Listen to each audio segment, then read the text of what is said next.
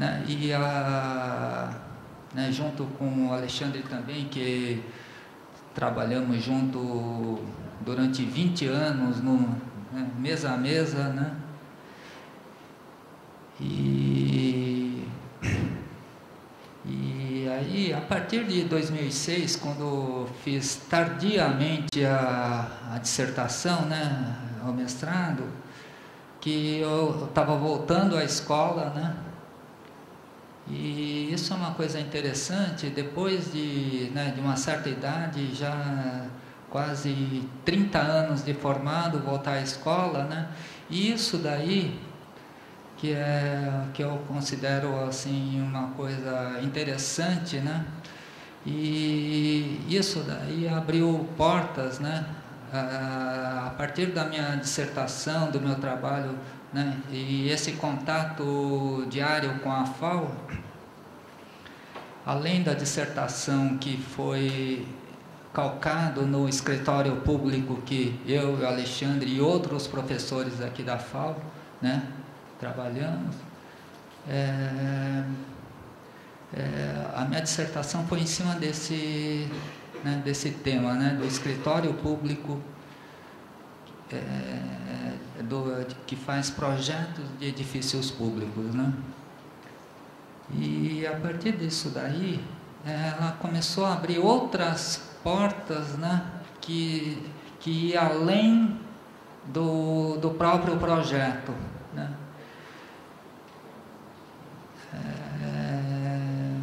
Eu fiz fiz 2 publicações, né, de reedição do livro Escolas Classe e Escola Parque do Hélio Duarte, com todo o apoio da anterior diretoria da FAO, né? Montei uma exposição meio malfadada, mas super boa, que eu considero, né? E tudo isso, né, são caminhos acadêmicos, né? Essa volta à escola que te permite novos horizontes, tanto de pesquisa como de extensão, né? E vinculados diretamente ou não diretamente, né? Que é o que nós temos, assim, a Universidade de São Paulo, a FAUSP, ela tem estrutura suficiente e subutilizada, podemos dizer, né? Do ponto de vista, né, da capacidade material que temos. E temos esse pequeno problema de espaço, né, que essa questão parece uma favela, né, mas do ponto de vista financeiro, de apoio burocrático, quer dizer, né, tem toda. E eu só acho que, né, durante esses 6 anos que eu estou ligado diretamente à FAO, eu consegui, né, utilizar desde todos os recursos, né? Nós temos um parque gráfico ali, que assim, ele não está sucateado, ele está até de uma certa forma, tem equipamentos antigos, mas são os melhores que tem, né? Heidelberg, essas impressoras super, né? Mas pouco utilizado, né? Se quiséssemos fazer uma publicação, né? Cada professor aqui, né, daria para publicar um livro por ano, né? Capacidade teria, né? É só uma questão de grade e gestão, né? Recurso financeiro tem, papel, tudo, né? E a questão, então, eu só estou falando essas coisas porque eu vejo que a FAO, né, apesar essas pranchas que estão lá em cima imprimimos fora, né, porque não daria para imprimir, né, aqui dentro da FAO aquela prancha em plástico, mas, né, a maquete que está lá que foi feito pelos colegas aqui, né, com uma técnica rudimentar da década de 70, né,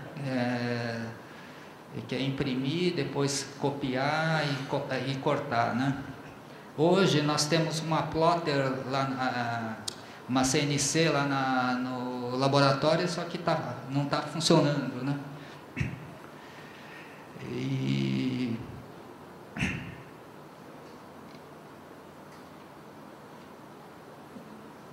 É isso, né,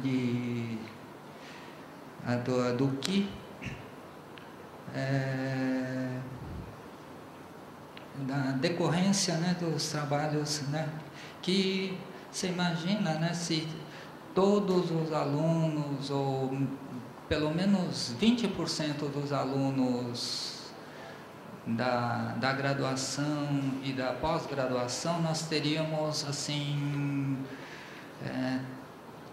trabalho, né, assim, engajados em pesquisa de vários professores, nós acho que, né, teríamos um universo gigantesco, né, de produção, né, sem ser essa coisa matemática dos americanos que contabilizam quantidade de livros e pesquisas, né, mas é interessante, né, mas nós... Bom, voltando ao trabalho aqui, só como questão de depoimento, né, o projeto do hidroanel, a gente tem que deixar muito claro, né, que já foi falado isso daí, que são 20 anos, um pouquinho mais de 20 anos de pesquisa do professor Alexandre Delijaikov, né, que é mestrado e doutorado, né. Quando a equipe, né, realizou esse trabalho em alguns meses, né, foi totalmente calcado no que o Alexandre gosta de falar, né, mas a arquitetura do programa foi o mestrado e doutorado dele, que já estava assim, consagrado aqui, né, porque foi aprovado pelos professores aqui da FAO, e isso daí serviu, né, de base, né, para um trabalho profissional, né, para a Secretaria de Logística e Transporte do Governo do Estado de São Paulo, e acrescido a isso daí, né, que acho que foi a grande, assim, contribuição, né, depois a novidade, né, que é fazer a gestão do uso, né, do rio, né, começando pelo transporte de cargas, também definido muito, assim, brilhantemente pelo Alexandre, né,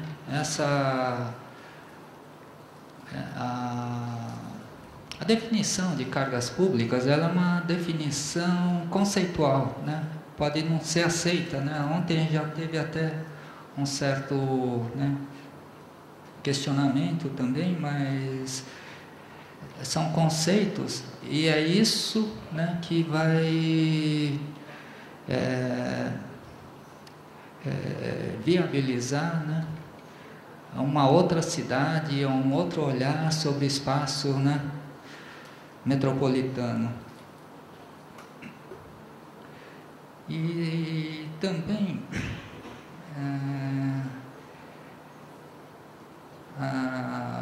o meu papel aqui, né, foi assim, foi até assim, uma contribuição até até simplória, né, no sentido de trazer minha experiência dentro da prefeitura de São Paulo, que eu fui assim chefe 2 vezes, né, durante 8 anos, um pouquinho mais de 8 anos, né, chefiando a equipe de projeto de arquitetura, né, do EDIF.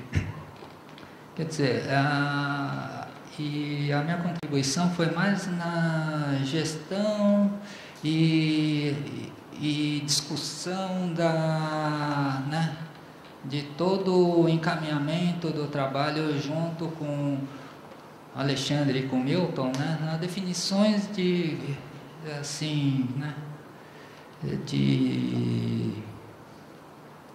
de algumas questões, né, e também a outra que foi até falado aqui esqueci quem falou isso daí, mas quando chega um pedido, ou um processo, ou um trabalho, né, a leitura do termo de referência, o termo de referência, quando chega, né, ele apesar de estar super preciso, ele é vago ao mesmo tempo, né? Ele é vago no sentido de que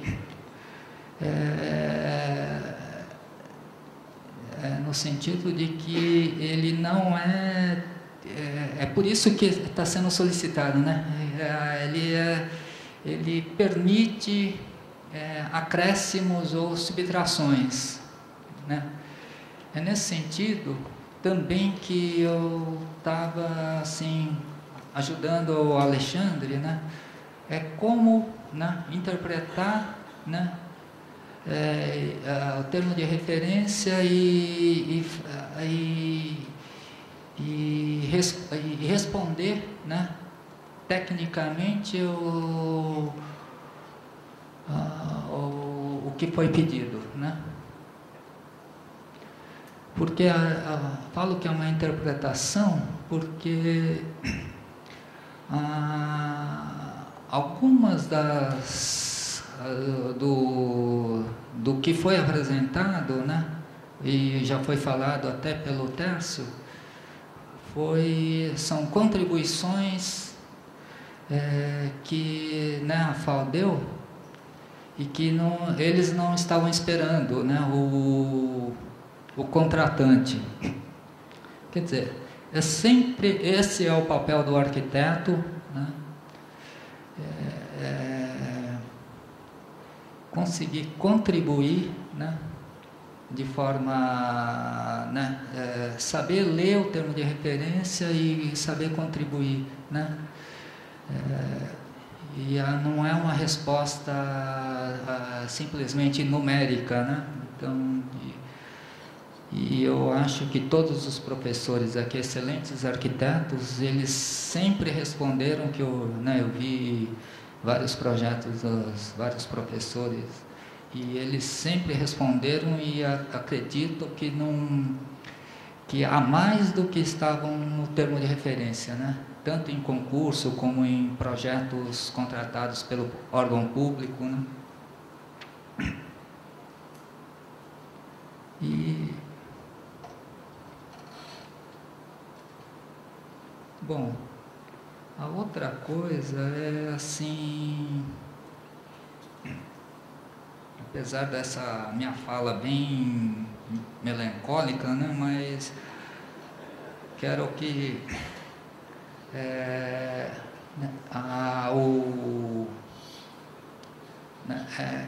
cada um aqui, né, tem uma capacidade de imaginar um projeto, né, de pesquisa ou de vida ou profissional, né, E só queria fazer uma amarração do que né, do que eu estou entendendo. A fala do Milton, né, é isso que é a universidade, né? A fala do Milton, a fala do Barossi, ela está calcada nos projetos de pesquisa, tanto do mestrado e do doutorado do Milton, né? Quer dizer, é sempre recorrente, né? Todo o nosso trabalho, a gente não está sempre inventando, né? Fala do professor Barossi, né? Que é preocupado com o ensino da arquitetura, né? Então, toda essa, né? A minha dissertação, né? Que é calcada nos edifícios públicos, escritórios públicos, né? E a fala do Bruno também, que é uma fala muito assim instigadora, né? Que eu não conhecia o Bruno, eu vim conhecer o Bruno aqui, mas eu conheci o Bruno pelos projetos, né? Todo esse questionamento, né? Tanto estético quanto da arquitetura, né? Que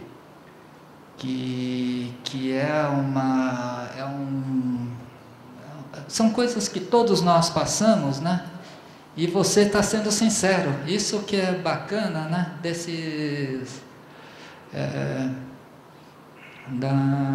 E o que eu estou querendo dizer é que esse percurso que desde a graduação até a pós-graduação, depois, né, grandes arquitetos ou não, né, ele é um percurso que não é contínuo, mas é contínuo ao mesmo tempo, né, ou persistente, né, acho que é mais nesse sentido.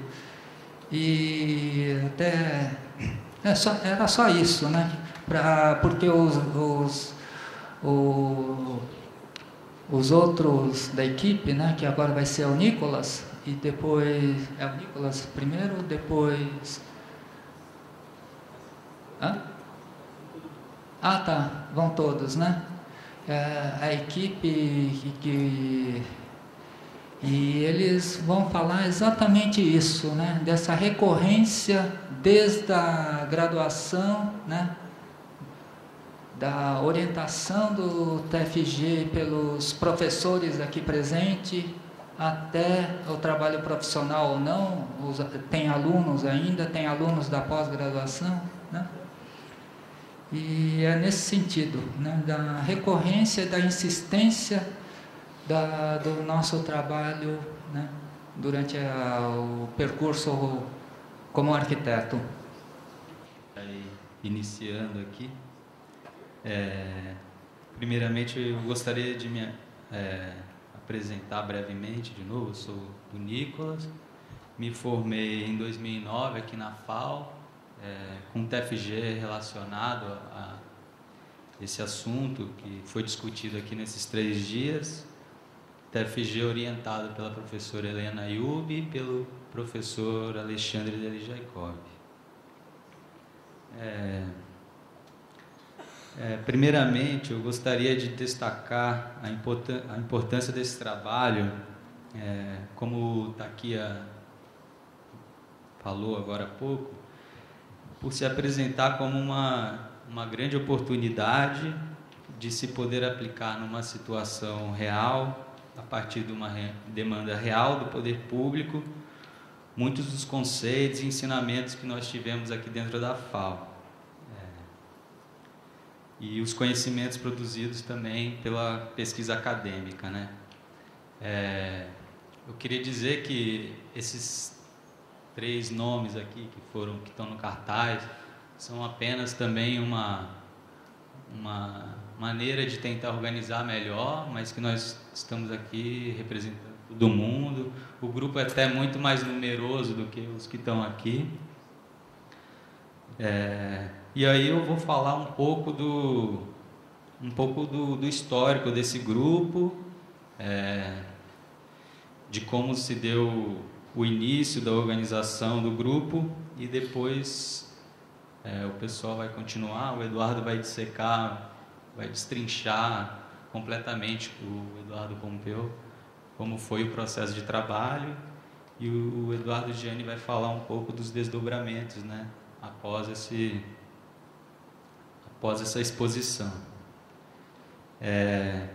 Esse grupo de estudo, que é o Grupo de Estudo da Arquitetura das Infraestruturas Fluviais e Urbanas, como já foi falado aqui também, aliás, muito do que eu tinha preparado para falar foi falado aí pelos professores, então peço desculpa se eu for um pouco repetitivo,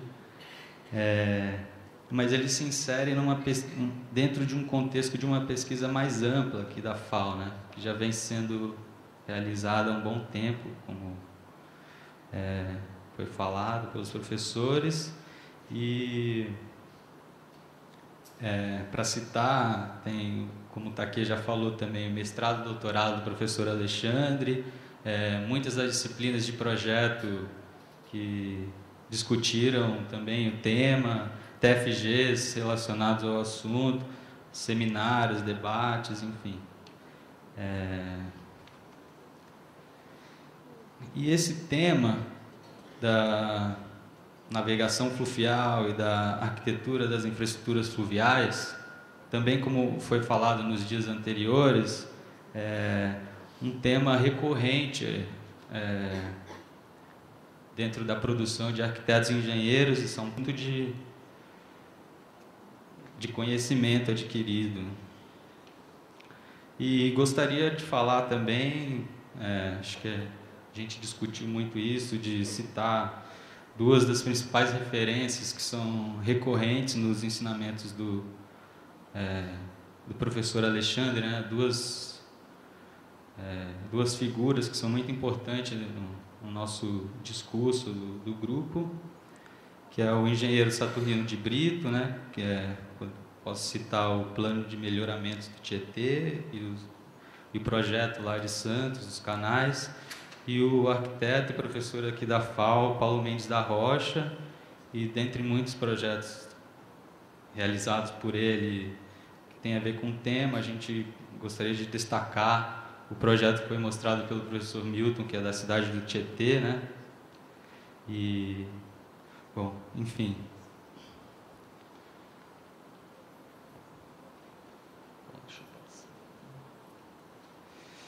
Bom, falando agora um pouco sobre o grupo Metrópole Fluvial, né? Esse grupo está ligado ao Departamento de Projeto e Edificações da FAO, através do Laboratório de Projeto, LabProj, e é coordenado pelos professores Alexandre Delejaikov, André Taquia e Milton Braga, pelo menos durante esse período desse estudo. Esse grupo ele teve início em meados de 2010, que ele começou um pequeno grupo de estudantes e arquitetos recém-formados que se reuniam no AI, né, semanalmente, e que estavam todos motivados a dar continuidade ou na disciplina que tinha acabado de fazer, ou no TFG, dar continuidade nos estudos e continuar essa pesquisa. E sempre tendo como pressuposto o projeto como pesquisa, né? Ou seja, o projeto como motivador da pesquisa e gerador do conhecimento. E nós discutimos as frentes de atuação, né? Graduação, através das disciplinas, dos TFGs, cultura e extensão, e a pós-graduação.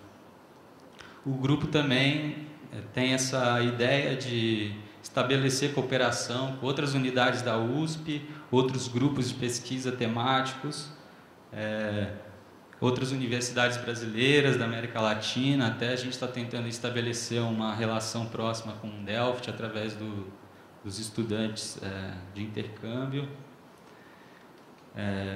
na Holanda, né? Bom, isso era mais ou menos quais eram as ideias do grupo, enfim.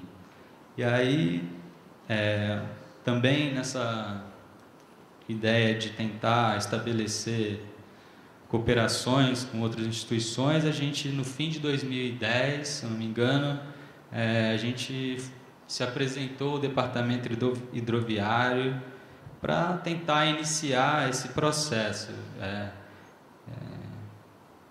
Enfim, fomos lá, o professor Alexandre, com os alunos, nós, arquitetos recém-formados, para ter uma conversa e conhecê-los, simplesmente.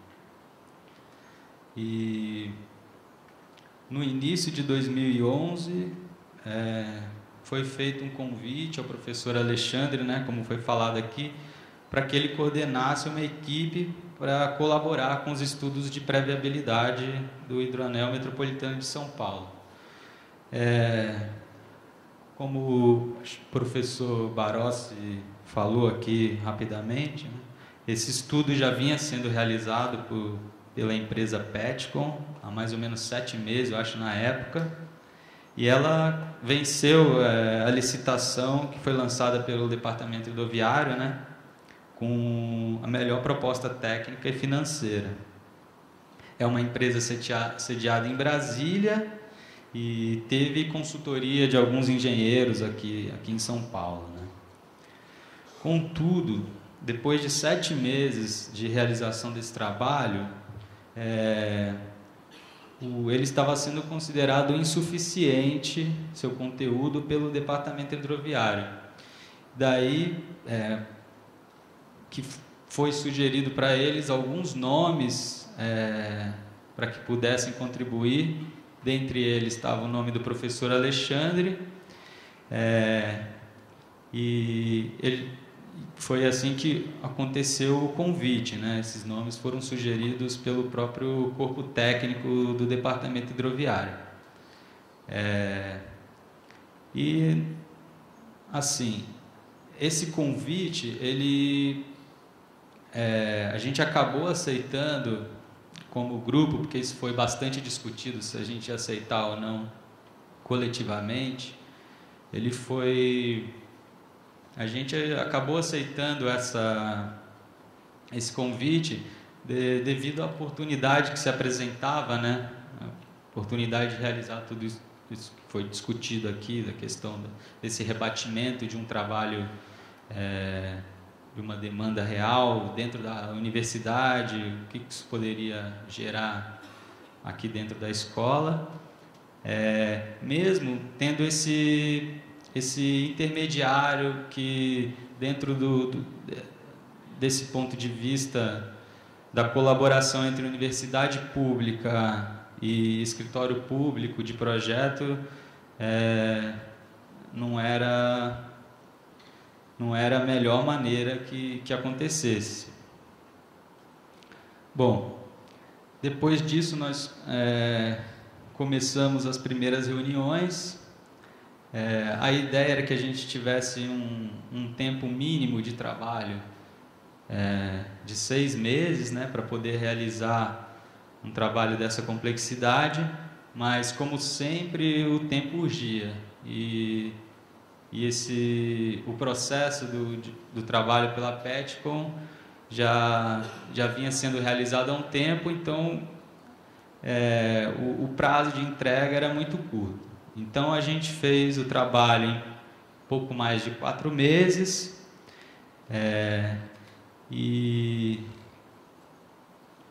então foi uma das grandes dificuldades que a gente teve. Eu vou falar aqui um pouco das dificuldades, mas não para ter essa postura, ter uma ideia de que, como Alexandre fala, que são os como é que fala? Heróis da pátria, mas é só para colocar essa questão de como está sucateada a nossa universidade, né? Como ela está mal preparada para uma demanda desse tipo, para reflexão do que poderia ser, mesmo com todas essas dificuldades. A FAO conseguiu fazer esse trabalho que está sendo elogiado por todos. Então, como poderia ser se nós tivéssemos uma condição melhor para trabalhar, né? E aí, então, a gente no começo teve uma grande dificuldade de encontrar, como já foi falado aqui também, um espaço de trabalho. Ficamos trabalhando o primeiro mês praticamente todo no AI. Chegamos até a cogitar a possibilidade de fazer todo o trabalho no AI, mas vimos que dificultaria um pouco as coisas. Houve uma grande busca por um espaço de trabalho aqui dentro da FAO e, enfim, acho que já foi discutido um pouco essa questão.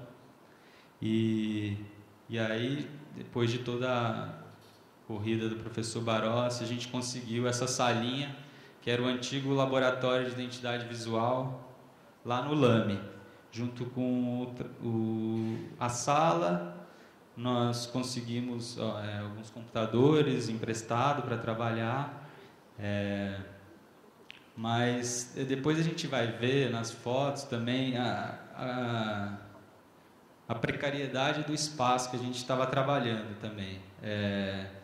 Não tinha, era um espaço muito pequeno para um grupo de 30 pessoas, que nem sempre estávamos 30, mas fazíamos reuniões semanalmente com todo mundo. Não tinha lugar praticamente para pendurar os desenhos produzidos, ou mesmo para abrir numa mesa para discutir. E o que viabilizou também, o que ajudou muito a viabilizar esse trabalho foi a utilização dos computadores pessoais também. E aí uma coisa que ajudou muito também, que no começo que atrapalhava muito o trabalho de todo mundo, que o professor Barossi emprestou uma plotter, né? Isso foi fundamental também para o andamento. A maior dificuldade, eu acho, não sei se é a maior, mas gostaria de destacar aqui, é a questão da maneira de contratação do grupo, que a gente também houve uma discussão intensa em torno disso, né? Que a gente decidiu por não fazer a contratação através das fundações, que facilitariam muito o processo, mas acho que por uma postura, uma maneira de ver esse papel das fundações não é muito saudável na pesquisa livre dentro da universidade. Então a gente decidiu que esse contrato, tentar abrir esse caminho de um contrato direto entre a empresa Petcom e a FAO. Acho que é mais ou menos isso. Só gostaria de finalizar o trabalho aqui dizendo que foi um trabalho, apesar de liderado brilhantemente pelo professor Alexandre, pelos professores Taqui, Hamilton, Barossi, enfim, os outros professores colaboradores. Ele é um trabalho de muitas cabeças e muitas mãos, e eu gostaria até vou repetir aqui uma frase da minha irmã, quando eu mostrei para ela o vídeo que a gente vai ver daqui a pouco, da montagem da exposição, que é uma coisa assim, de toda a bagagem que a gente leva aqui da FAO, acho que uma das coisas mais importantes que a gente aprende aqui, e que ficou muito evidente nesse trabalho aqui, porque a maioria das pessoas não se conheciam, que uma das coisas que a FAO ensina de melhor aqui é trabalhar coletivamente. É isso.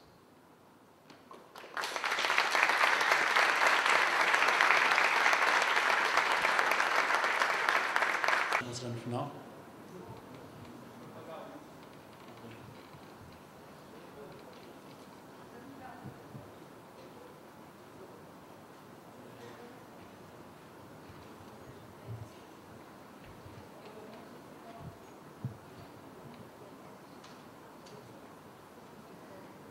Esse é o vídeo que a gente fez durante a montagem da exposição.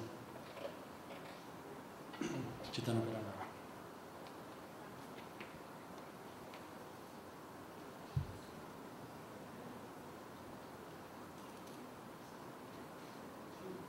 que é muito rápido para tentar narrar.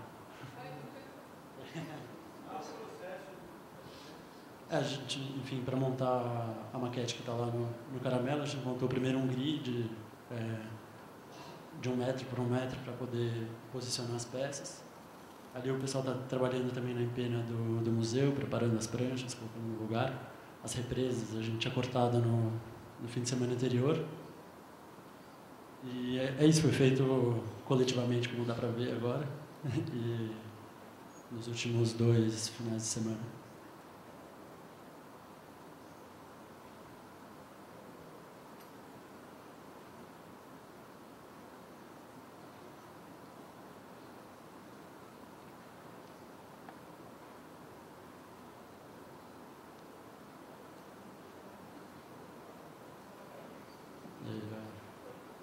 A exposição no primeiro dia.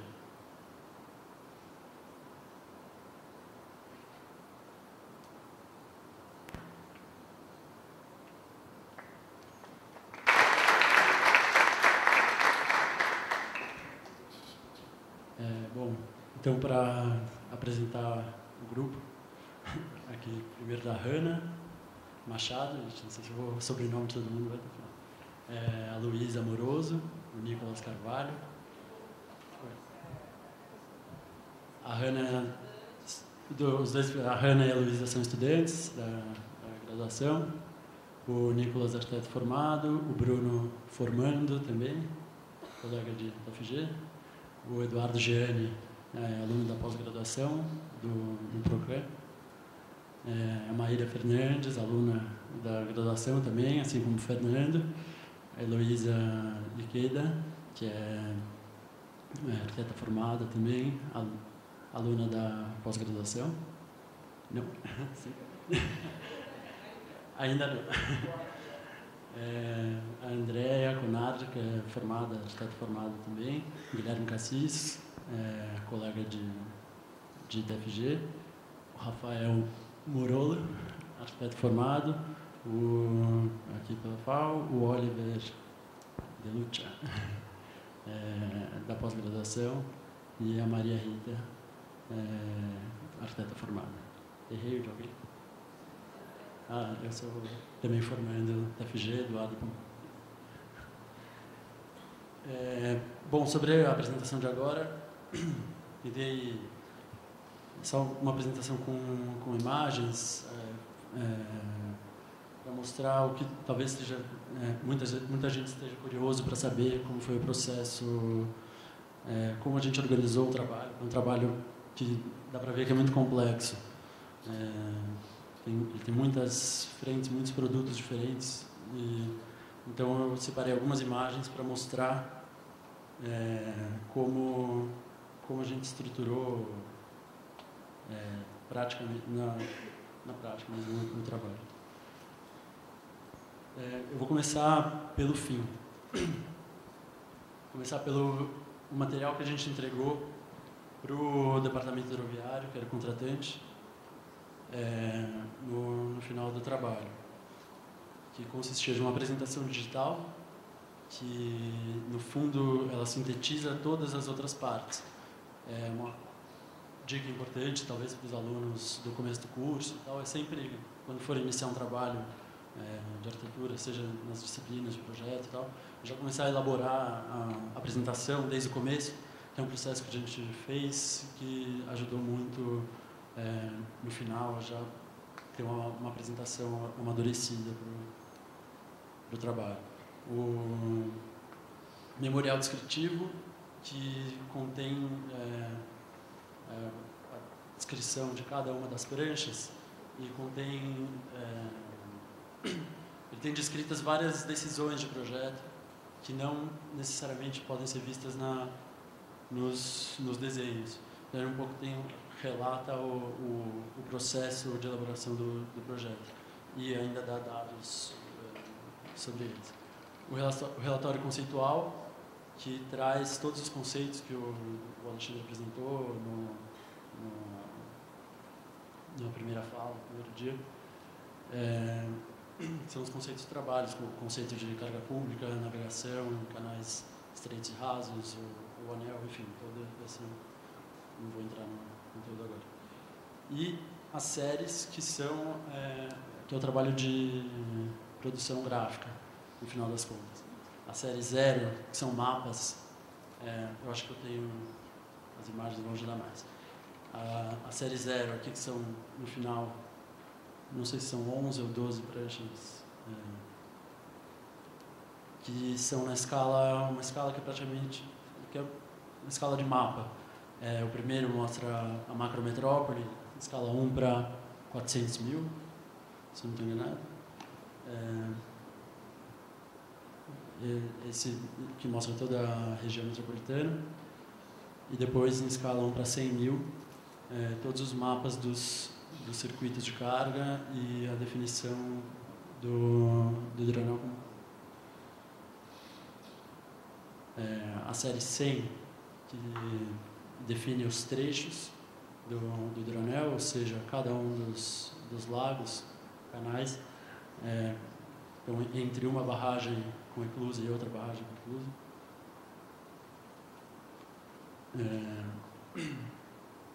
Que está na escala 1 para 25 mil, então um pouco mais aproximada, que já traz algumas definições que o outro mapa não tinha, contém os projetos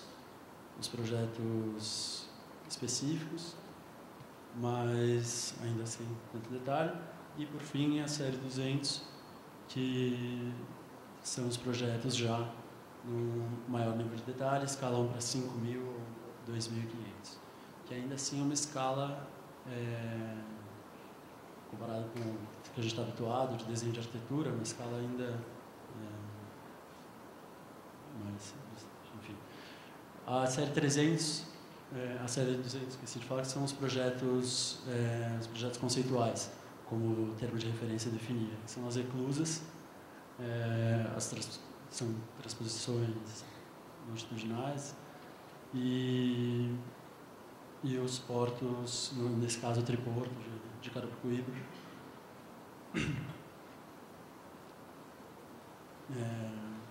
E a série 300, que são as perspectivas que tornam um pouco mais fácil de compreender os projetos. Para não arquitetos também, e ilustram um pouco cada uma das propostas.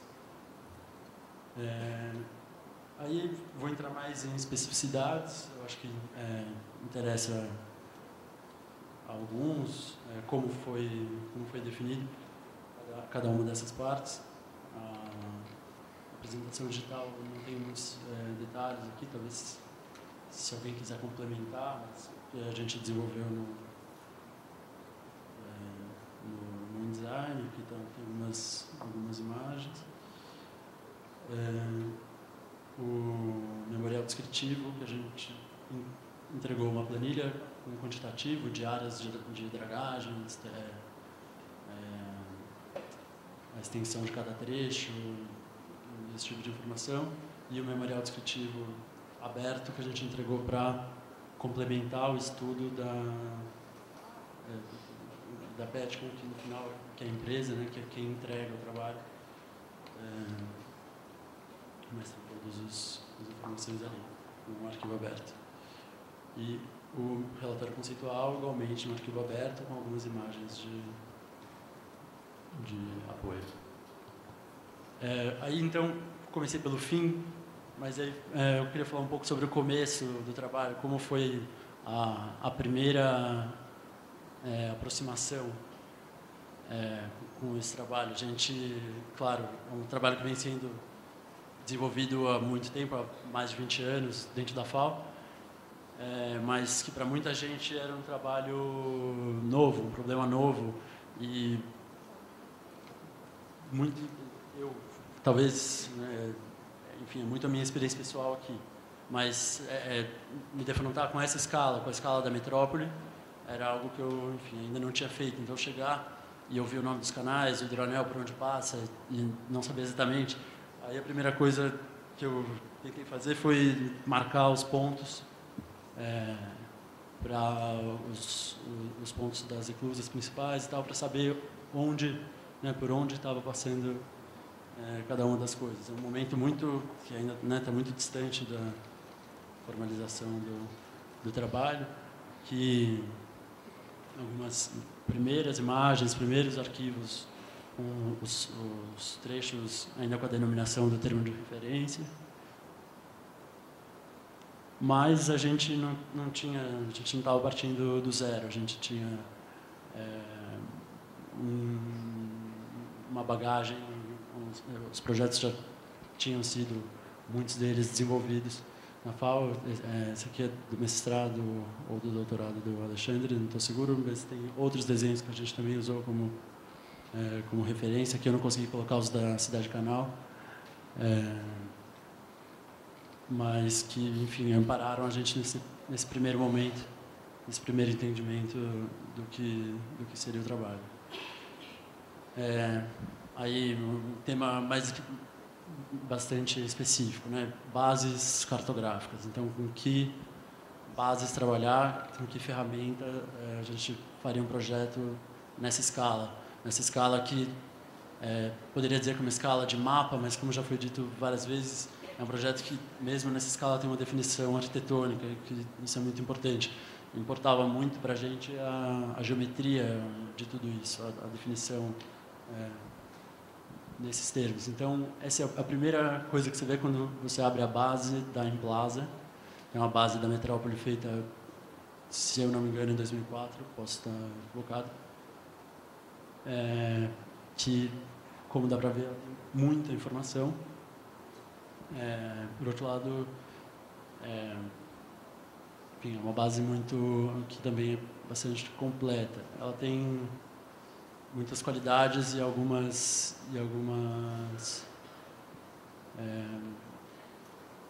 pontos que para nós se tornariam dificuldades.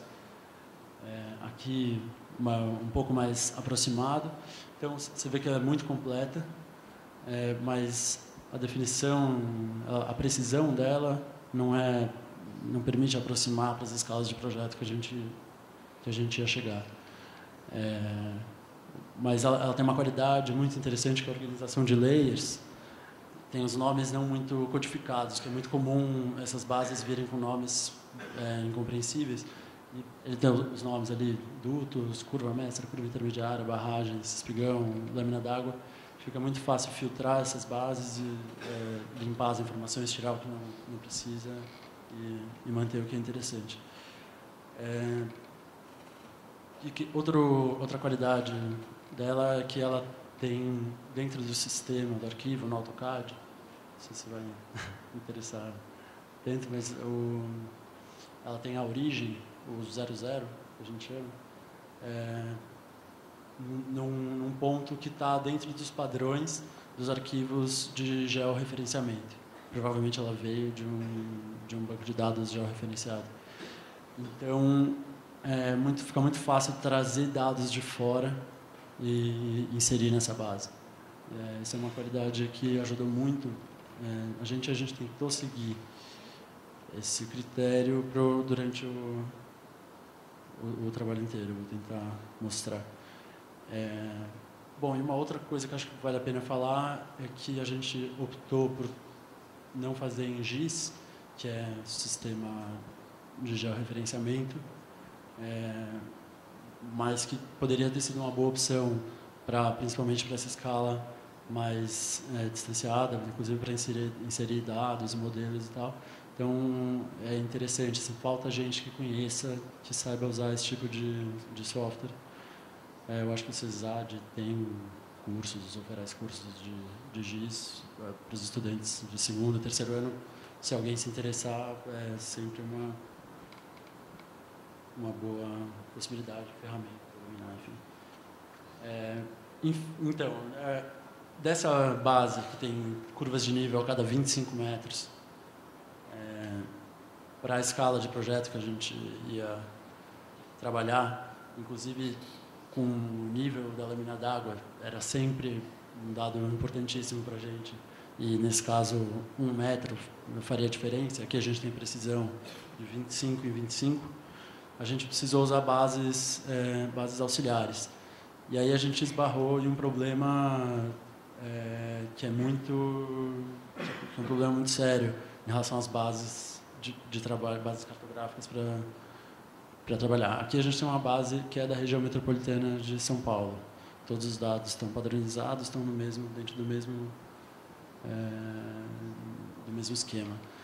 Já essas outras bases, elas são... Essa, no caso, não é esse problema, é uma base da Emplasa também, mas ela é antiga. As bases ou são antigas ou elas são feitas por município. Então, do município de São Paulo, a gente tinha bases muito boas para trabalhar. Agora, como o Hidroanel passa por 15 municípios, então cada um dos desenhos teria trabalharia sobre uma base diferente. Então, a gente teve que padronizar isso de um jeito usando as bases de fotos de satélite coletadas da internet, que tem essa vantagem de serem, enfim, muito padronizadas. Por outro lado, é uma dependência um pouco desconfortável também, em alguns aspectos. Ela não contém informações técnicas, né? Ela é um pouco... A foto, muitas vezes, traz informações muito interessantes, mas tem outras que ela pode acabar confundindo. A gente estava se propondo a falar de coisas bem específicas, então tem uma diferença entre a foto do Google e da base da Microsoft, que é o Bing, que a foto do Google, como dá para ver aqui, ela é cheia de emendas. A resolução final dela é maior, mas ela tem as junções. Então, quando a gente vai trabalhar com ela inteira, para fazer a metrópole inteira, fica uma coxa de retalhos que, graficamente, é desinteressante. Essa imagem foi montada a partir da base do Bing, que tem um tratamento gráfico melhor. Então, um pouco para mostrar, essa imagem foi montada com um trabalho bem artesanal, na verdade, que chega até esse nível de detalhe que para a gente era o que interessava.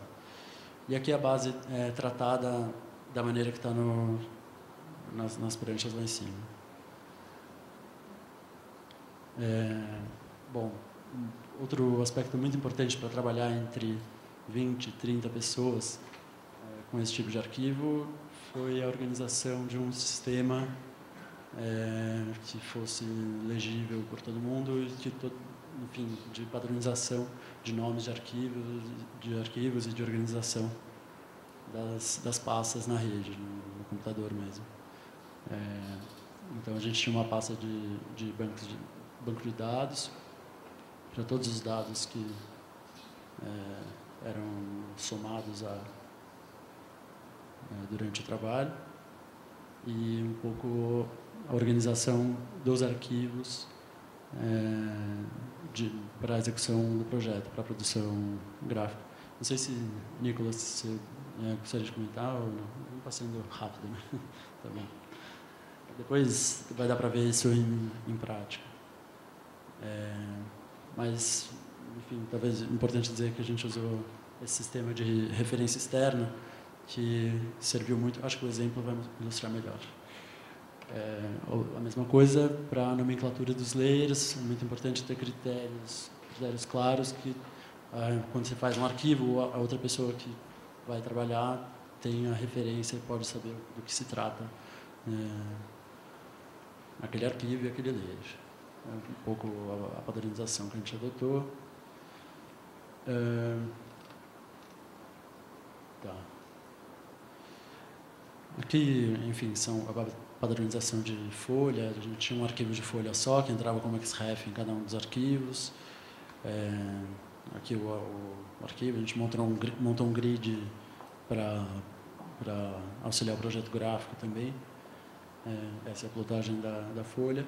Também, outra coisa que foi discutida, no começo do projeto a gente imaginava apresentar em forma de concurso, poucas pranchas e tal, mas depois o caráter do trabalho ficou claro no sentido de que a gente estava trabalhando sob a demanda de um órgão do governo do estado, que ele tinha já o seu próprio um escritório público de projetos, que já tinha o seu padrão de folhas então a gente foi bastante radical em manter a folha deles e não criar exceções. Isso foi uma coisa muito boa. Esse projeto tem uma dificuldade de escalas, que às vezes a gente coloca em 1 para 100 mil e fica faltando um pouquinho de espaço. A gente tem vontade de fazer uma folha fora de padrão.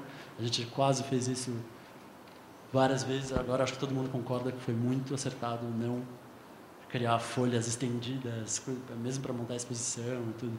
Isso são as pranchas como estão expostas aqui em cima, né? Tal e qual nós entregamos. Essas bases de imagens de satélite, uma pasta só para elas, uma base para as referências externas do que era existente. Esses arquivos todos, o que eles são? Eles são camadas daquela base da Emplaza, trabalhadas, editadas e nomeadas com o nome que nos interessava. Então, a gente tem alguns prefixos que, né, o EXI quer dizer que é existente. Aí tem algumas categorias, que é hidrografia, DIV, já não lembro o que mas acho que são as divisões municipais, divisão política. E, enfim, vai seguindo sempre um critério claro. Aqui, eu estou dando um exemplo, eu abri o arquivo com as linhas de metrô existentes. Então, enfim, um arquivo simples no AutoCAD. E aí, quando a gente puxava a referência externa, aqui, por exemplo, a hidrografia existente, inseria no mesmo 00, as duas bases batiam. Isso foi muito importante para conseguir trabalhar entre as séries, entre a série 0, série 100, série 200. Às vezes estava desenhando em escala 1 para 5 mil e precisava saber, enfim, se passava uma linha de transporte de passageiros ou se tinha alguma universidade próxima. Enfim, qualquer problema você poderia inserir o XREF, que tinha todas as informações. Ou, por exemplo, as estacas, o estaqueamento do hidroanel, esse tipo de referência. Aqui um pouco mais aproximado. E aí, exemplificando o que eu estava falando, por exemplo, aqui está aberto o arquivo da Foz do tamanho da TI, da série 200, em escala 1 para 5 mil, que entra perfeitamente no sistema de arquivos. Isso para gerar a série 100 foi muito importante. O trabalho não foi feito na ordem numérica das séries, das escalas, né? Ele não foi feito 0, 1, 2 e 3. A gente definiu uma ordem de prioridade, não enfim, a prioridade de cada escala, mas uma ordem necessária para a execução, que era fazer primeiros projetos específicos, ao mesmo tempo que planejava os circuitos e a localização dos portos. Então, a série 0 e a série 200 foram feitas ao mesmo tempo, escala 1 para 100 mil e escala 1 para 5 mil. Depois, com os projetos definidos, a gente lançou dessa forma para gerar a série 100, que é a escala intermediária que mostra os trechos. Depois, enfim, a gente inseriu as transposições, eu vou falar mais adiante. Além de todas as camadas de informação do hidroanel, hidroanel 1000, por exemplo, que é a geometria final de todos os lagos. Aí ficou um pouco apagado, né? Mas, desculpa, do circuito de navegação, não tá, os lagos não estão nesse arquivo. Também, nesse momento inicial, a gente tentou definir templates, um arquivo que já contivesse todos os layers que a gente iria usar. Sobre essa organização de pastas, enfim, é muito difícil no começo do trabalho, antes de tudo, já saber quais vão ser as nossas necessidades. Então, esse template, ele acabou ficando um pouco excessivamente rígido. Quando você abre um arquivo de AutoCAD que tem tantos layers, fica muito difícil se apropriar do arquivo e saber o que cada um está falando. Então, acho que tem um equilíbrio entre o sistema elaborado para padronizar os procedimentos, enfim, e uma necessária definição de critérios. É mais importante você ter rigor nos critérios para a nomeação dos layers do que vir com uma organização de layers prévia. Enfim, talvez seja um pouco específico demais, assim, mas é algo que a gente importante para as próximas experiências. Régua de texto também, enfim, a gente fez uma coisa pouco usual, que a água, como a água era preta, a gente tinha que escrever em branco em cima. Isso é pouco comum dentro do desenho de arquitetura. No AutoCAD a gente teve que desenvolver uma régua e um sistema com 4 layers, com 4 espessuras de linha, que escrevia em branco sobre o preto. A opção de cores adotada foi buscar um tom parecido com as cores que a gente já usa usualmente quando vai desenhar em preto, que é o vermelho mais fino, o amarelo, e aí vai engrossando até o azul. Um pouco como aqui no projetor ficou apagado, então tá bom. Ficou muito específico, mas quando se imprime letra branca no fundo preto, o papel absorve a tinta e a linha tem que ser muito exagerada, tem que ter espessura de 0,3 milímetros, enfim. Agora, para falar um pouco sobre cada uma das séries, nessa ordem de prioridade que a gente definiu. Primeiro, a série 200, que o exemplo que eu vou mostrar é do projeto de traição, que está aqui, e é mais ou menos esse espaço em escala que ele ocupa.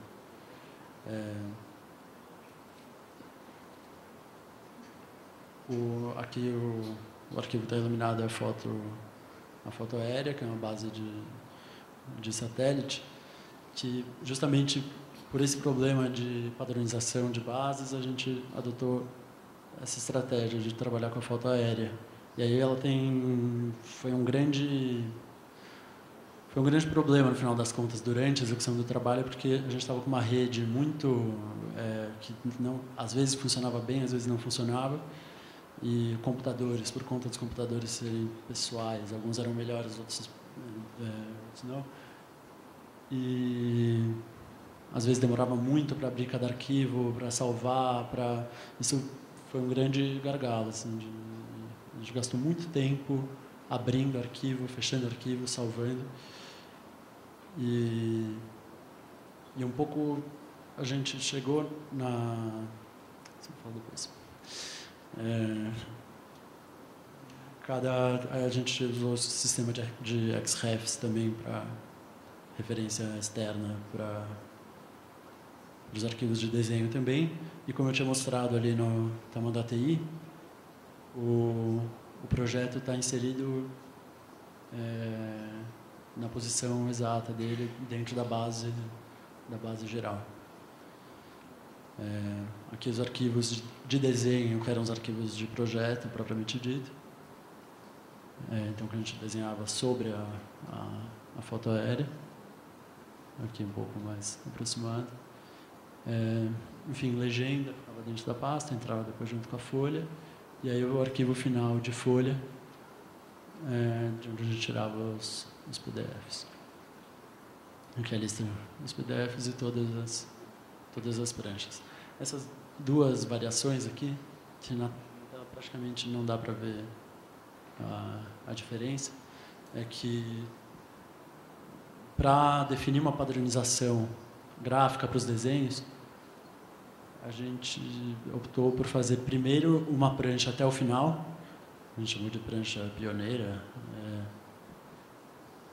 e para depois definir um padrão de layers, um padrão de representação, um padrão que fosse adotado para todas as outras. E aí teve vantagens e desvantagens. Eu acho que a padronização final que a gente conseguiu foi muito homogênea, boa, isso valeu a pena. Por outro lado, a representação que funciona bem em um projeto não funciona bem em outro. A gente usou layer com transparências, que acho que foi um equívoco, porque alguns computadores não leem, se é uma versão mais antiga do programa, não lê, dá problema para plotar. Então tem um pouco essas dificuldades. E, enfim, é isso. Aqui é um pouco o conjunto de todas as pranchas.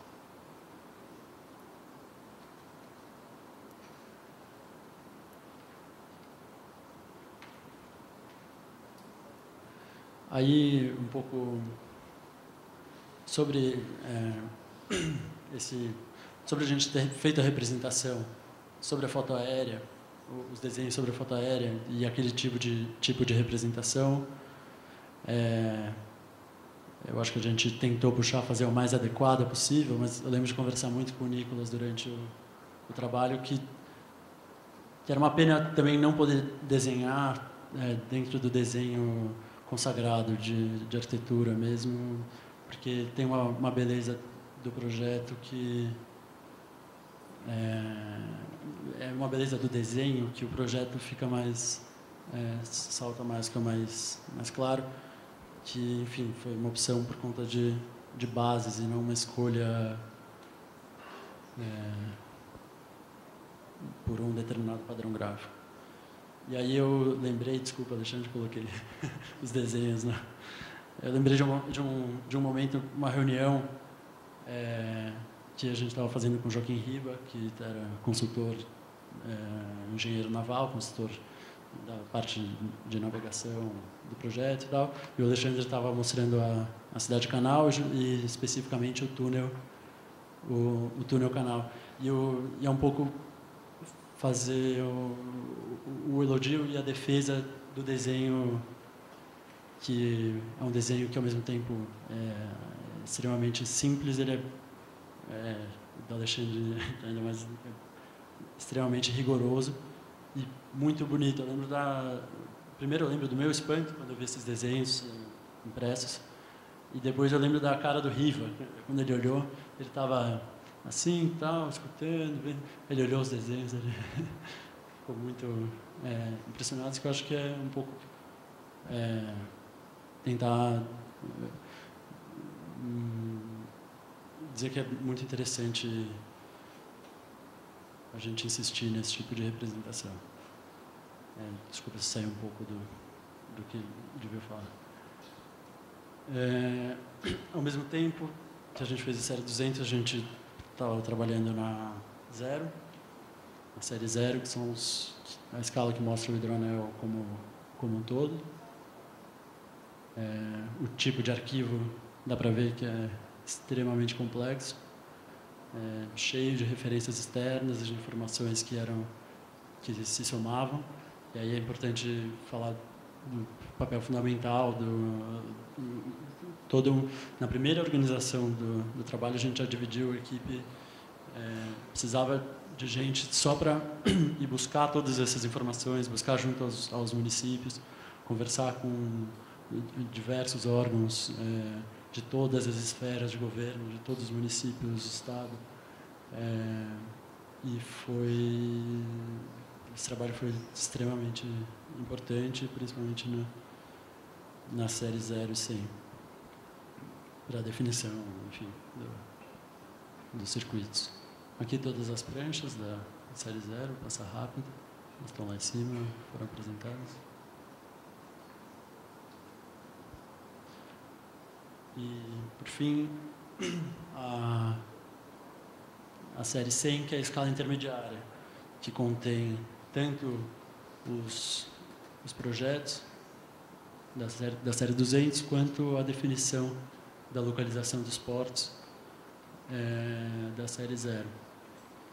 Mas ela permite se aproximar e se deter sobre cada um dos trechos com suas características mais específicas. E também ela tem uma coisa que é muito importante, que são as transposições existentes e possíveis interferências no canal. Então a gente criou um símbolo para transposições, pontes, dutos, qualquer tipo de obstáculo que cruze o canal. Os azuis são os que não apresentam nenhuma dificuldade para o projeto, e os vermelhos são os que necessitam, em diferentes níveis, de alguma adequação, eventualmente. Também essa escala mostra a definição de cada um dos trechos, né, é justamente a intenção dela, e as eclusas com cota de jusante e montante, definindo a cota da lâmina d'água de cada um dos trechos.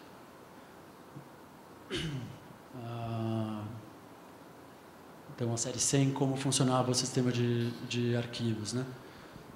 A gente tinha 18 pranchas, que dá para ver aqui, mas se a gente fosse trabalhar com a quantidade de referências externas era muito grande para o número para abrir isso em 18 arquivos. Então, a gente optou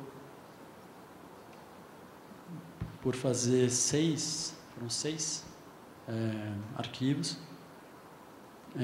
que continham, sei lá, mais ou menos uns 4 ou 5 trechos cada um, para facilitar. E as fotos eram maiores, e aí, a partir desse arquivo, a gente gerava cada uma das folhas. Então, um exemplo de foto aérea que tem vários trechos diferentes nela mesmo. E aí, o nome simpático do arquivo que juntava todas as referências, que é a Comet Refs. E dá para ver, na tela não fica 100%, mas dá para ver o tamanho da encrenca, que é trabalhar com essa escala, mantendo a definição geométrica dos canais, mantendo o rigor de desenho que vinha da outra escala também. Algumas coisas são definidas nessa escala. E, enfim, é um trabalho muito complexo que começou no final e a gente conseguiu ajustar melhor para a exposição. Essa é a prancha que tem 2,5 metros por 3,5, que mostra o hidroanel inteiro que está exposta logo no começo da exposição. Um pouco aproximado para ver cada tipo de... Então, cada cor de linha dessas é um arquivo diferente. Tem todo um tratamento gráfico muito delicado, difícil de fazer no AutoCAD.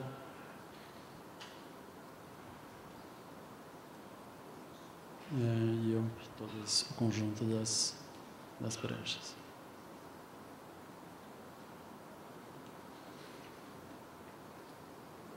Aí algumas fotos que a gente tirou durante o processo, temos poucas, infelizmente,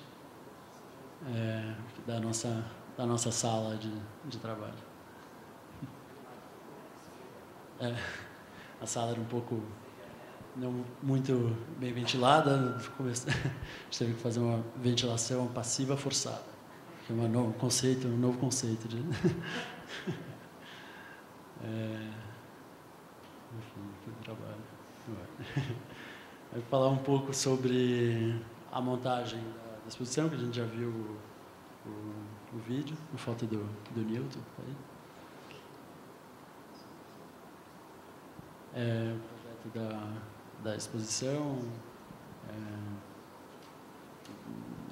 na empenho, no planejamento, quais pranchas entram, altura, etc.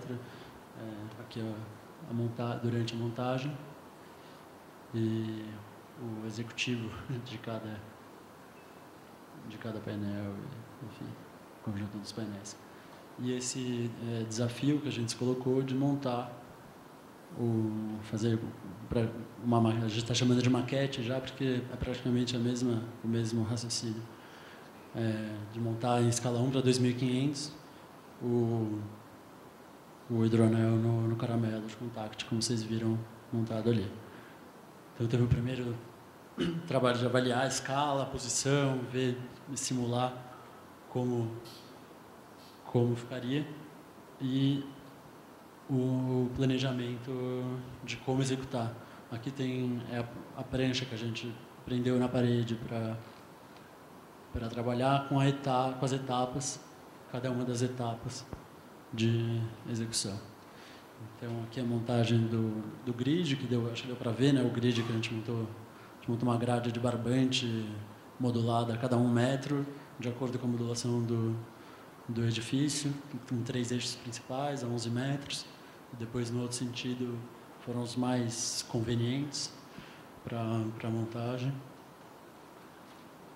Eixos secundários e depois cada uma das linhas. E uma estratégia que foi importante para fazer o anel fechar no final, que foi trabalhar com essas, a gente chamou de peças âncoras, que eram as primeiras a ser posicionadas. Então, se a gente começasse a montar a partir do Tietê, de Edgar de Souza, e fosse caminhando no sentido das estacas e tentasse chegar aqui, a gente ia somar uma quantidade de erro, a gente ia somar muito erro e ia ter uma imprecisão que no final ia precisar de uma gambiarra não muito bonita. E aí a gente traçou essa estratégia, que era de colar primeiro as peças intermediárias, em geral são as que têm o desenho mais delicado para ser cortadas no primeiro momento. Aqui o tipo a técnica que a gente usou para cortar as peças, a gente plotou já pensando no aproveitamento do rolo, do material, e a ampliação de cada um dos trechos com uma cota dizendo qual posição deveria ser colado. Nessa etapa, a colagem dos lagos da Billings, uma parte deles. Isso a gente tinha feito no final de semana anterior.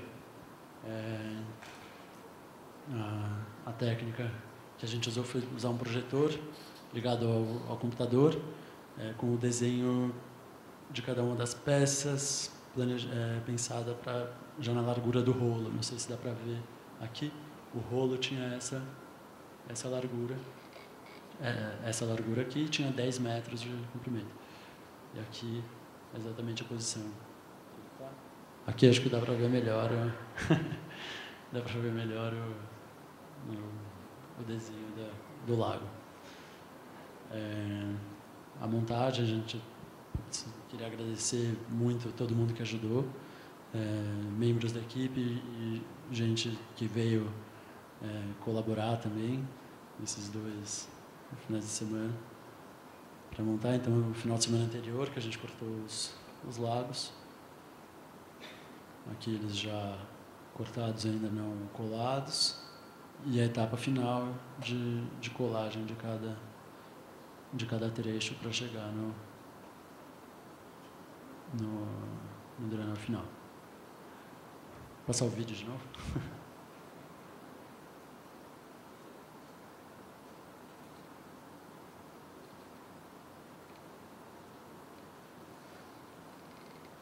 Passar a palavra para o Eduardo Gianni, vai falar um pouco dos desdobramentos e possíveis do trabalho.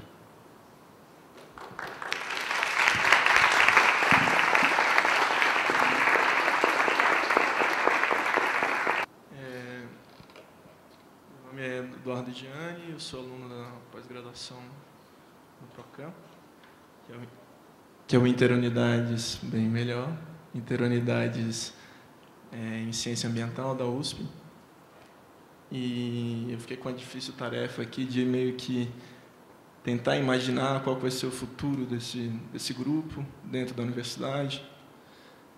E que eu acho que ele está muito mais pautado, esse futuro vai estar muito mais pautado pela postura que o grupo se propôs a adotar do que propriamente por coisas muito concretas. De imediato, já tem o próprio hidranel já passou para a dimensão da FAO, né, por meio das disciplinas da graduação, que eu acho algo riquíssimo. A gente conseguiu a difícil tarefa de construir uma disciplina na pós-graduação que incorpore o projeto como pesquisa de fato, que é um tema delicado para quem chegar, quando todos aqui em um certo momento chegarem na pós-graduação da FAO, vocês vão ver que esse é um tema um tanto quanto escorregadio para muitos professores. Obviamente vai ter uma repercussão muito grande nos trabalhos finais de graduação, que talvez tenha sido o vínculo principal de todos os componentes do grupo. Todo mundo, de alguma forma, estava envolvido com essa pesquisa antes do projeto se organizar institucionalmente, dentro da FAO e fora da FAO. Isso foi o que viabilizou ele claramente, porque é um projeto de uma complexidade gigantesca. Se não tivesse já toda essa pesquisa anterior, ele não teria se materializado. Ainda mais com o prazo que a gente teve para fazer. Que vai muito além dos próprios alunos, mas dos professores na história da FAO, uma história que o Alexandre sempre conta de uma maneira muito bonita. A gente se propôs a criar um grupo que está pautado nos princípios de transparência e abertura, e é nesse sentido que a gente se propôs, com esforço hercúleo aqui de todo mundo, de organizar tudo isso aqui, organizar um seminário de debate público, que esteja aberto não só para a FAO, mas para toda a USP, para a comunidade como um todo. O papel de fazer a exposição lá em cima, de esmiuçar ao máximo todo o processo e até as dificuldades. Eu acho que uma das qualidades dele está nesse ponto. Criar um site onde a gente disponibiliza todo o material. Tudo isso para ser evidentemente criticado. Não é uma postura que a gente sempre achou que pautaria realmente as decisões do grupo. Nesse sentido, até que a gente optou também pelo caminho difícil de tentar o financiamento via FAO e não via fundação, para manter as ações do grupo coerentes com esses princípios que a gente adotou inicialmente. Esse grupo ele se insere em 3 esferas, basicamente, que são análogas até ao próprio projeto do Hidranel, porque ele vai se inserir com a série 200, 100 e 0. Ele vai ter que se inserir na FAO, ele vai ter que se inserir na USP, e queremos que ele se insira em outras instâncias decisórias também. E isso nessa decisão está implícita, de certa forma, um caráter de estruturação institucional, não só do grupo de pesquisa, como da FAO como um todo.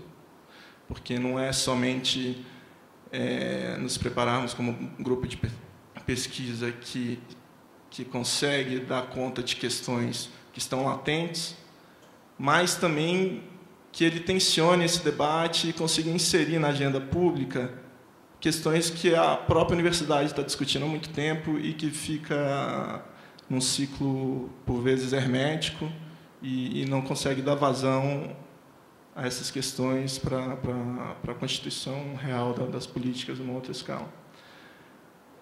Então, como inserção dentro da FAO, a gente sempre achou importante articular pesquisa com projeto, que é uma cisão que existe na FAO ainda, que em poucos momentos a gente conseguiu superar. A gente queria realmente investir nisso como um vetor importante.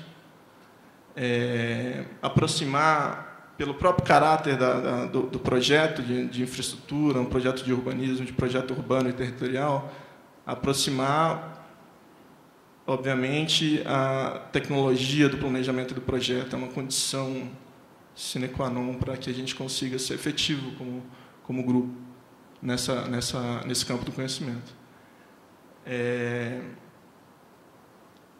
Defender, como o Nicolas já falou, o projeto como pesquisa, que o projeto ele tensiona questões que em abstrato às vezes não se resolvem. É uma questão que o próprio exercício do Hidranel, ele meio que, o que era uma hipótese para mim, se confirmou. Existem dimensões do problema que eles só se manifestam no projeto e, por vezes, conflitos que não se resolvem no discurso se resolvem no projeto. Então, projeto como pesquisa é uma bandeira um pouco do grupo e que a gente pretende levar à frente. Na esfera da USP, a gente era um desejo de todo mundo, mas que a gente não conseguiu concretizar ainda, mas queremos concretizar, que é criar um grupo multidisciplinar. Ou seja, esse grupo não é um grupo da FAO, deve ser um grupo que tem obrigatoriamente que incorporar alunos de outras unidades, de tal forma a dar substância à pesquisa que a gente está propondo fazer. Não só incorporar alunos de outras unidades, como também estabelecer os desejáveis vínculos com outros grupos de pesquisa e outras instituições e universidades públicas. Numa terceira esfera de atuação, super ambiciosa, mas que eu acho que é algo que a gente sempre tem que ter em mente, é fortalecer como eu já disse antes, a instituição do grupo de pesquisa, mas a FAO como instituição, e colocar essas instituições no lugar que elas merecem no debate público, que direciona a agenda política nas suas mais diferentes instâncias. Ou seja, a universidade não pode estar somente esperando que conseguimos, como a Marta falou muito bem, e é pertinente ela ter falado isso, que é formalizar as diretrizes das políticas públicas, mas também tensionar essas questões, incorporando discussões que ainda não estão inseridas nessas outras instâncias. Eu acho que a gente está num momento histórico que permite isso. Existe cada vez mais um amadurecimento das instituições. Se fala muito em integração das secretarias, integração das atividades, integração de infraestruturas, mas isso tudo está no campo da gestão. Mas existe uma dimensão que é inerente ao projeto, que a FAO tem que se colocar na posição para encarar, para resolver esse problema. Eu acho muito difícil que ele vai se resolver em outro lugar. É uma dimensão que é uma cadeira que está vazia e que a gente tem que ter a coragem de sentar e propor. Bom, e agora, acho que só para não me estender muito, eu queria fazer um relato que eu tive a oportunidade de apresentar esse projeto no Procam para uma turma de resíduos sólidos que tinha alunos de todas as unidades da USP. Essa disciplina foi extremamente rica como processo, como poder ver como cada campo do conhecimento está olhando para essa questão. Você ter essa visão panóptica foi super interessante.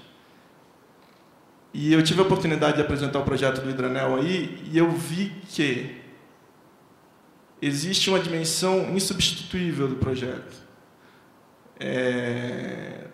A recepção foi muito boa, coisa que eu não esperava. Eu esperava que o projeto fosse ser sabatinado ali, que tivesse...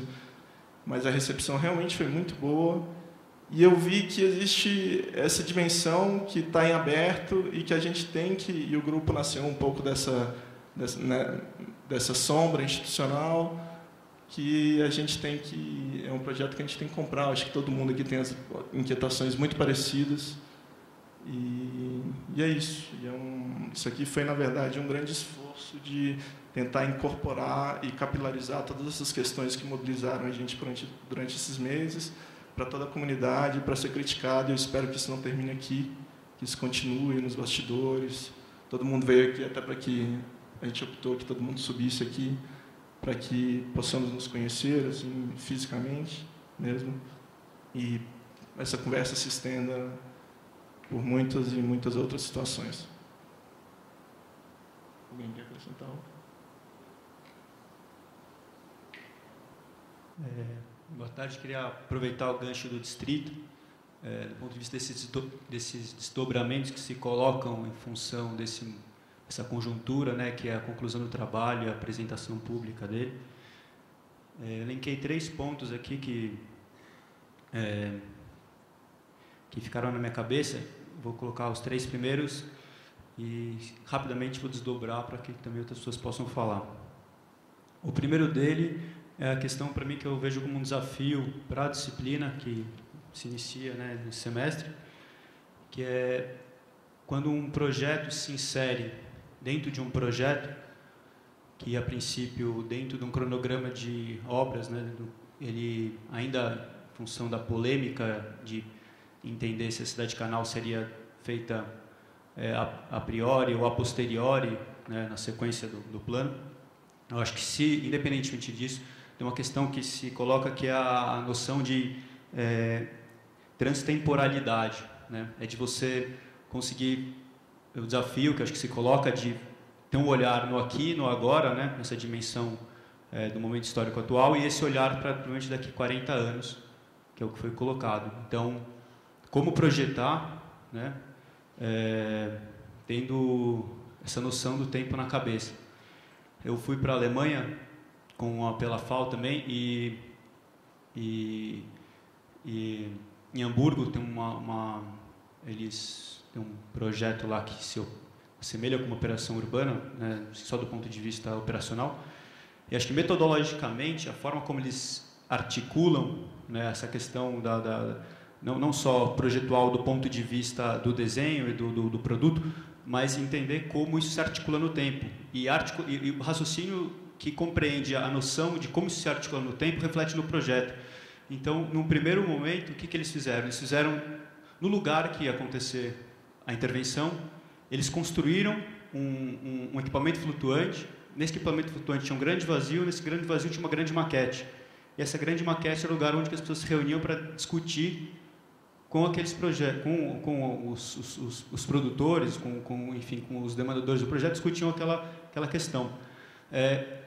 Atravessando a ponte desse edifício, tinham aproximadamente 50 bicicletas, que qualquer um poderia ir lá, pegar aquelas bicicletas e ficar passeando pela ilha, que é uma área retroportuária, e conhecendo as áreas, né? Tinha uma plaquinha lá, explicava, tinha isso, tinha aquilo. Em um dos lugares tinha uma torre feita de andaime, que você subia e avistava por cima, você avistava a ilha toda. Então, acho que só colocando essa noção da transtemporalidade, é esse olhar de como imaginar que pode se desdobrar um projeto que seria feito num outro tempo, mas como que de repente ele poderia se articular com aqui e com agora. Só isso é o primeiro ponto. O segundo ponto, acho que é do ponto de vista, já que também o Barossi colocou, a questão pedagógica, né? Enfim, que só reforçando também isso que foi colocado aqui pelo Eduardo Gianni, que é, enfim, um reflexo da discussão do grupo, que é essa noção do real, que se reflete no aqui e no agora, né? Que, enfim, tem um desdobramento no utópico também, que é essa outra dimensão do tempo, mas que eu acho que isso se reflete nessa questão pedagógica, numa atitude nossa, enquanto agentes políticos, que é uma atitude, uma posição ativa, não é uma posição morosa, uma posição acomodada. Eu acho que esse convite ao engajamento do ponto de vista projetivo, político, que quer que seja, ele se dá em diversos âmbitos. Acho que a forma como a gente coloca aqui, que é um convite, que o próprio Taquia começou a colocar isso, é uma noção que eu fui há pouco na exposição das revistas estudantis lá na Casa do Daniel. O que acontece? É impressionante ver como também essa produção exógena à própria instituição, como os estudantes organizados, ou, enfim, grupos de pessoas organizados, que têm esse pensamento crítico, no primeiro lugar, tem esse compromisso político, humanístico, etc. e tal, como isso pode se desdobrar de diversas maneiras. Então, acho que a questão que se coloca é essa. E isso, pelo que eu entendo, abre um terceiro ponto, que é, em diferentes níveis, esse desafio de uma arquitetura, que é a arquitetura da articulação política, né? Que o próprio objetivo de transversalizar pedagogicamente o objeto de trabalho é expor as contradições dentro do próprio processo, dentro da própria visão das pessoas, ou seja, a hora que a gente pulveriza esse trabalho por diversos estúdios, diversos professores, diversas disciplinas, a gente tem a contradição imersa. Um professor vai chegar e vai falar, olha, que maravilhoso isso, olha isso, aquilo, tal. O outro vai falar o contrário. Então, acho que do ponto de vista, não é totalizante, acho que pensar que a FAO pode se debruçar em projetos reais e de forma sistêmica, eu acho que não é uma visão totalitária, né? É uma visão de conseguir fazer com que diferentes formas de ver um problema debatam esse problema. Eu sinto falta uma defesa, enfim, acho que não é pessoal, acho uma coisa recorrente, né? Falando da questão do recorrente, que é a questão também do distanciamento entre as disciplinas de planejamento urbano, das disciplinas de paisagismo, com as disciplinas de edificação e por aí vai. Porque esse projeto ele tem desdobramentos também na forma do desenho dos produtos. Se a gente pensar nessa lógica da logística reversa, se a gente pensar nessa lógica, enfim, da relação da política nacional de resíduos sólidos, a gente vai ver que o desenho do produto, talvez o Guido não está mais aqui na pergunta que ele fez ontem, que é a questão que o próprio desenho do produto ele é irracional, é um desenho que segue essa lógica do descartável, daquilo que não tem tradição, daquilo que não tem, sei lá, estou também, enfim, não vou me alongar nisso, que eu estou estudando para o TFG, as coisas da desautoratização, essas coisas todas, mas, enfim, só para concluir essa questão da articulação, essa arquitetura da articulação política, o que você coloca é o próprio aluno, a partir do momento que ele se debruça num projeto real, ele tem essa noção transversal do processo como um todo, essa relação entre o solicitante e aquele que é solicitado, a relação que se estabelece da forma de organizar o trabalho, que o Edu expôs muito bem. Então, eu queria colocar que é um momento que a gente vive que, se for falar em termos de conceitos econômicos, é um momento em que que não é uma moeda, só estou fazendo, enfim, quando você tem essas trocas econômicas, tem um momento em que uma coisa sai da mão de uma pessoa e vai chegar na mão de uma segunda pessoa. Tem aquele momento em que aquela moeda ela não está na mão de ninguém. Então, esse projeto, nesse momento, do ponto de vista da articulação política, ele saiu da FAO, né, da produção, da reflexão.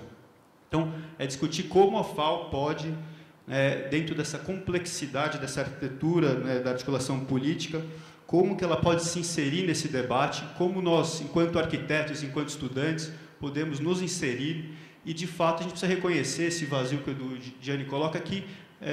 A gente vive, é latente o vazio que a nossa profissão, nesse momento, enfrenta em formas de organizações institucionais de se inserir nesses problemas, nesses projetos e na discussão da cidade. Era isso.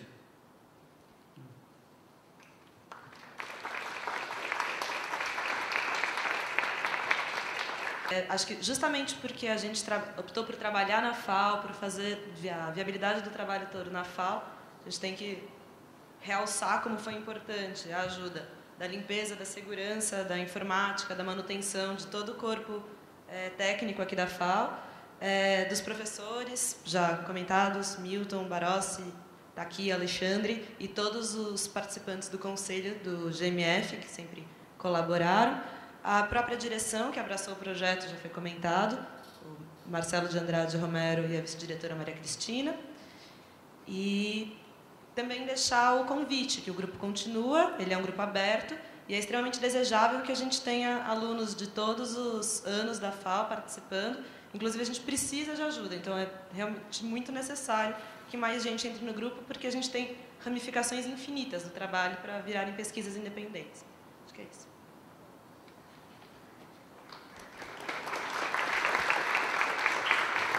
Eu queria citar aqui o professor Ângelo, que não está presente, ele está fora do Brasil fazendo um trabalho acadêmico fora, mas o Ângelo, muito mineiramente, naquele estilo dele, falando baixo, foi um dos maiores batalhadores e incentivadores de todo esse processo já de muitos anos, né? Eu acho que tem que ser citado isso.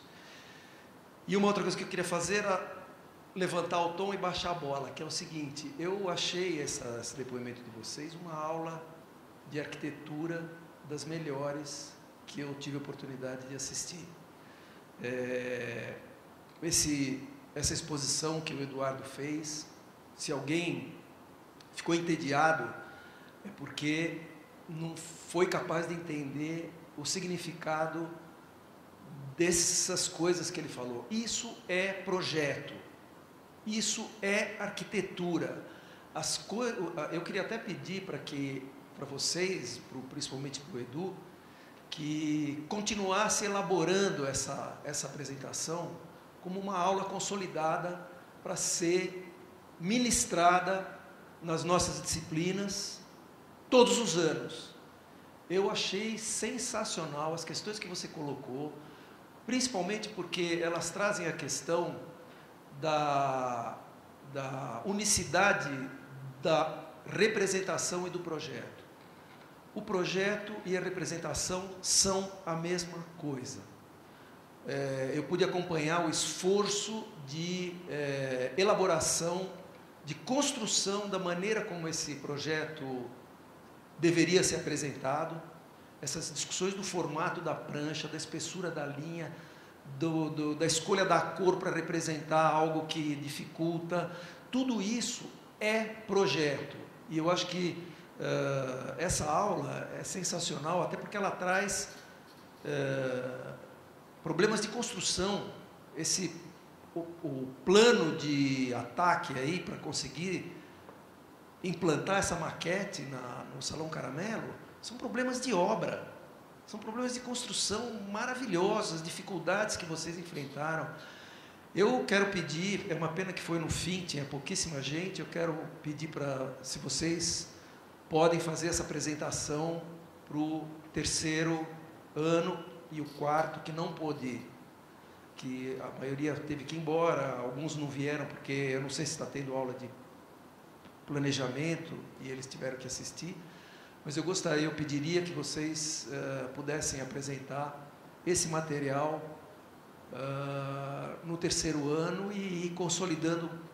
A mesma proposta eu faço para o Milton. Eu não conhecia essa aula dele, achei incrível. Você vê que a aula dele você já deve ter feito algumas outras vezes. Ela adquiriu um caráter de apresentação mesmo, didático. Acho que a gente podia tentar fazer isso com essa apresentação que vocês fizeram, porque ela é fundamental. É projeto. O que você mostrou aqui hoje, infelizmente tinha pouca gente, mas foi uma aula de projeto. E eu acho que ela devia ser desdobrada, como umas atividades do grupo Metrópole Fluvial. Era isso, queria agradecer e, enfim, é isso.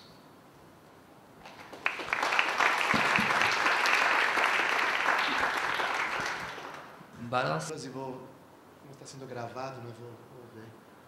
E dizer o seguinte, que realmente o terceiro dia, essa terceira tarde foi muito extraordinária mesmo, porque mostra, de fato, como é que se faz, né? Quer dizer, mostra toda essa produção o que o Barossi e o Takia disseram, de uma turma aqui que tem um comprometimento e uma capacidade técnica, além da persistência, assim, exemplar, né? Então, o dia de hoje foi realmente para mostrar essas 30 pessoas, 30 alunos, 30 arquitetos, com a sua garra, né, e determinação para fazer a coisa acontecer. Então, para o projeto precisa isso, né? Então, é um agradecimento público por esse tipo de envolvimento no âmbito dessa escola, né? De um projeto de fato coletivo, como o Eduardo Gianni falou, o Eduardo Pompeu, o Oliver, todos que estão aqui, né? O Nicolas.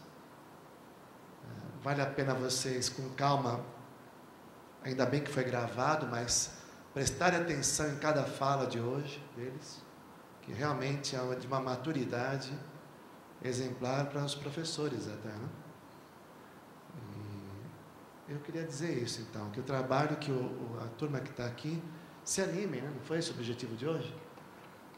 Se animarem para entrarem desde o primeiro ano, terem essa consciência que todos somos estudantes, arquitetos e servidores públicos, e numa dimensão do projeto enquanto pesquisa, né? Desde o primeiro ano, né? Como o Barossi falou muito bem, romper essas barreiras, essas carapaças e estruturas, no sentido saudável da dimensão da construção de uma personalidade, de um conhecimento do indivíduo que possa ter proficiência, maturidade para colaborar, porque aqui tem vários saberes, né? A construção coletiva necessita desses saberes singulares, né? Tá bom? Então, acho que eu não sei se eu sei que tem algumas pessoas que não são da FAO que estavam aqui, né? Não sei se esperavam essa discussão, que hoje era isso mesmo que estava programado, uma discussão metodológica e conceitual, com desdobramentos futuros, mas acho que deu certo, né? Acho não, tenho certeza que deu certo e que virou, na verdade, uma documentação para nós, uma matéria-prima. Temos aqui um copião, né, dessas 3 tardes, que pode ter vários desdobramentos, como o Fernando Túlio já disse, né, publicações e, como o Barossi disse, né, documentações em geral. Bom, é isso. Acho que fechamos aqui, né, a tarde. Agradeço aí o Toninho, o Márcio, a turma que está gravando, transmissão ao vivo pelo IPTV e o Vitusfal, né, e todos que colaboraram aqui com o grupo, né, especialmente a direção da FAO, que viabilizou, né, a direção da FAO zerou nossa dívida, né, Barossi, com um grupo de pesquisa. Agora nós aqui estamos com uma dívida com a FAO, né, para realmente fazer com que a empresa Petcom pague a FAO. E essa conquista do espaço para nós aqui todos. Parabéns, então, publicamente a todos aí, né? E desculpe as ausências aí.